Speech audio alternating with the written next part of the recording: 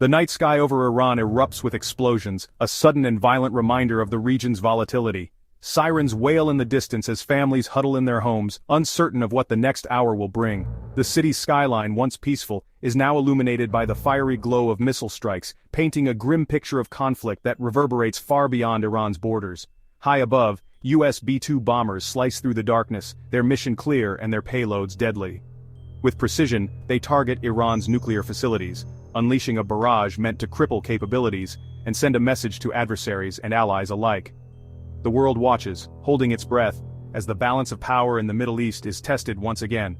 On screens worldwide, images of fire and destruction dominate the news cycle. News anchors scramble to provide updates, analysts debate the consequences, and social media erupts with speculation and fear. The world is transfixed, unable to look away from the unfolding chaos.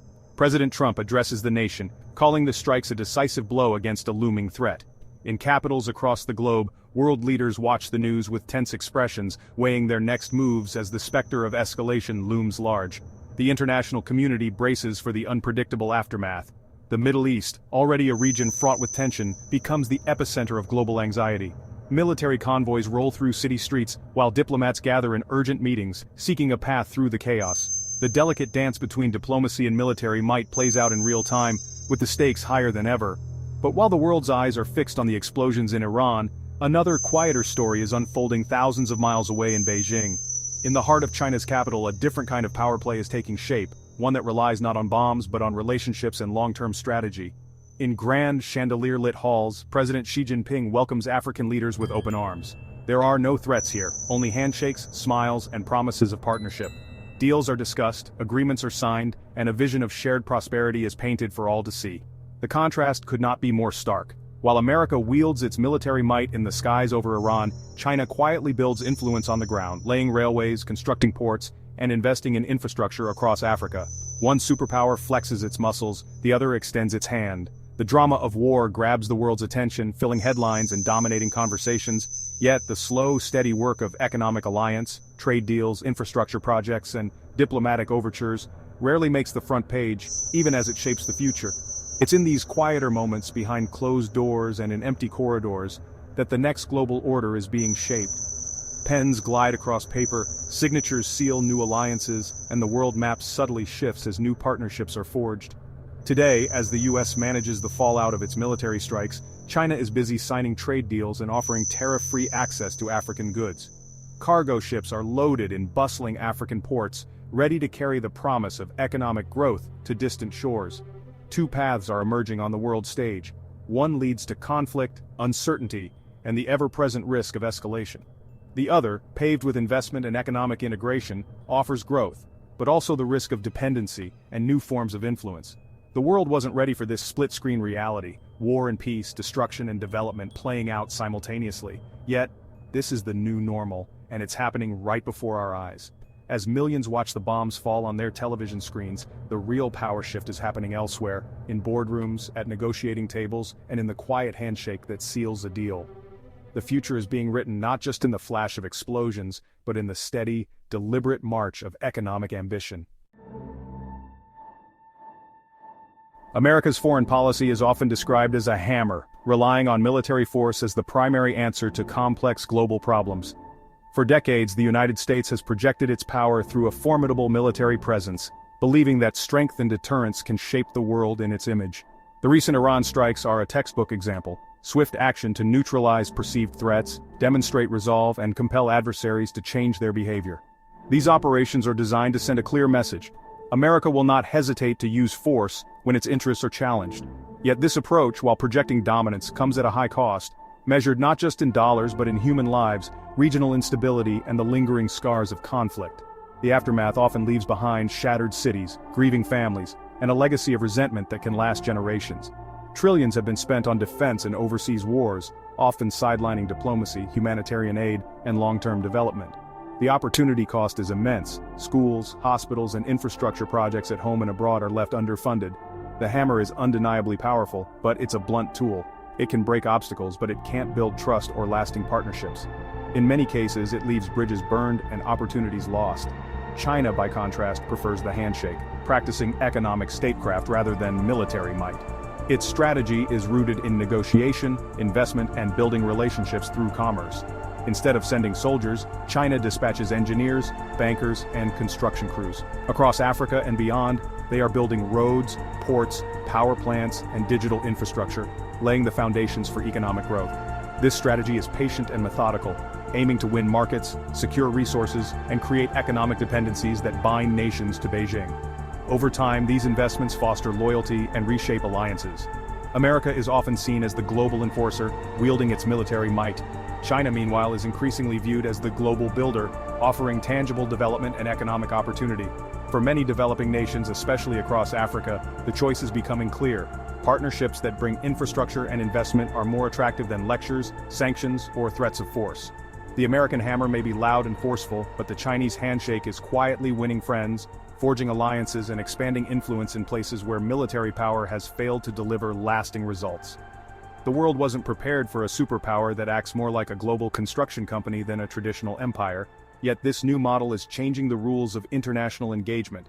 And that's exactly what China has become, a nation building its influence, one handshake and one construction project at a time, reshaping the global order in ways few could have predicted. China's main vehicle for its African strategy is the Forum on China-Africa Cooperation, or FOCAC. These summits bring African leaders face-to-face with China's top officials, forging deep economic ties. While Washington plans airstrikes, Beijing unveils sweeping trade and infrastructure deals. China's offer full tariff-free access for the poorest African nations, opening its vast market to their goods. This isn't charity, it's strategic integration, binding African economies to China's. Billions are pledged for railways, ports, and digital infrastructure with financing ready to go. For African leaders, these are offers they can't refuse. Tangible results, not empty promises. As the US remains mired in conflict, China quietly builds a new sphere of influence, rewriting the rules of global engagement. The world, distracted by war, is missing the real story, the rise of a new order, brick by brick. China's appeal in Africa is its policy of non-interference. Unlike Western aid, which comes with demands for reforms and conditions, China offers loans and investment with no political strings attached. This business-first approach is attractive to leaders eager for development without lectures. China partners with all governments regardless of their politics, rapidly expanding its reach. Critics warn this enables corruption and debt, but for many Africans the benefits, roads, power, airports, are immediate and real. The West offered conditions, China offered concrete. For a continent in a hurry, the choice is simple. The numbers tell the story. China is Africa's largest trading partner, with trade topping $280 billion last year. Chinese loans, over $170 billion since 2000, have built thousands of kilometers of railways and roads and hundreds of bridges. These projects are transforming Africa's economies, creating the arteries of modern commerce. Chinese companies now operate over 10,000 firms in Africa, employing millions. While there are concerns about labor practices and debt, the scale of investment is unprecedented.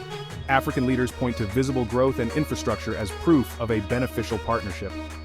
In Washington, we get a lecture. In Beijing, we get a check, one finance minister quipped. For many, China is the partner willing to invest at a scale the West never matched. China's Belt and Road Initiative is reshaping Africa's landscape and trade routes. Projects like Kenya's standard gauge railway and new deep water ports are connecting inland resources to global markets, especially China's. These aren't just commercial hubs, they're strategic assets anchoring China's presence for generations. The BRI also builds Africa's digital backbone, with companies like Huawei rolling out 4G and 5G networks. For ordinary Africans, new roads and power plants mean real improvements, faster travel, reliable electricity. But these gains come with rising debt and questions about sovereignty. Africa's future is being paved and wired by China at a pace the world struggles to match. The transformation is profound, and it's happening now. To understand this shift, listen to African voices. Many leaders praise China's respect and efficiency, seeing Beijing as a partner, not a patron. Economists argue that infrastructure, not aid, is the key to Africa's future, and China delivers. But critics warn of debt traps, lack of transparency, and environmental costs. Civil society groups fear short-term gains could mean long-term loss of sovereignty. The African view is complex opportunity and risk, progress and caution. Africans are not passive, they're leveraging US-China competition for their own benefit. The debate is lively, but the trend is clear. Africa's future is increasingly tied to the East. Today's headlines are filled with images of war, crisis, and chaos. We see breaking news alerts, urgent updates, and dramatic footage from conflict zones around the world. But while the world's attention is fixed on these flashpoints, the real shift in global power is happening quietly, almost invisibly, somewhere else entirely. While the United States continues to focus on military strength and defense budgets, China is investing in the future, one built with concrete, steel, and fiber optics. Across continents, Chinese workers are laying the groundwork for tomorrow's world, connecting cities and countries with new roads, railways, and digital networks. The true contest for global influence is no longer about who has the biggest army or the most advanced weapons. Instead, it's being fought through trade agreements, infrastructure projects, and technological innovation. The nations that control the flow of goods, data, and people are the ones shaping the future. For centuries, power was measured by the size of armies and the outcome of battles. But today, economic connectivity and technological reach are the new front lines. The ability to link markets, move information, and build alliances is what defines true power in the modern era. China's patient, relentless strategy is embedding it at the center of a vast, interconnected global network. Through initiatives like the Belt and Road, it is forging partnerships, building infrastructure, and quietly weaving itself into the fabric of dozens of economies. This is a quiet conquest unfolding in plain sight. It's not about dramatic invasions or sudden takeovers, but about steady, persistent progress, one deal, one project, one connection at a time. As we watch the latest conflict unfold on our screens, we risk missing the bigger story. The headlines may scream about war, but the real transformation is happening in the background, shaping the world our children will inherit. The future is being built not in war rooms, but in boardrooms, classrooms, and on construction sites. The decisions made in these places will determine the opportunities and challenges of the next generation. The bombs may be loud and attention-grabbing, but the steady hum of construction and innovation is the true sound of change. It's the noise of progress, of a new world taking shape. While America fights today's wars, China is quietly, methodically, and strategically winning tomorrow's world. One investment, one partnership, and one innovation at a time.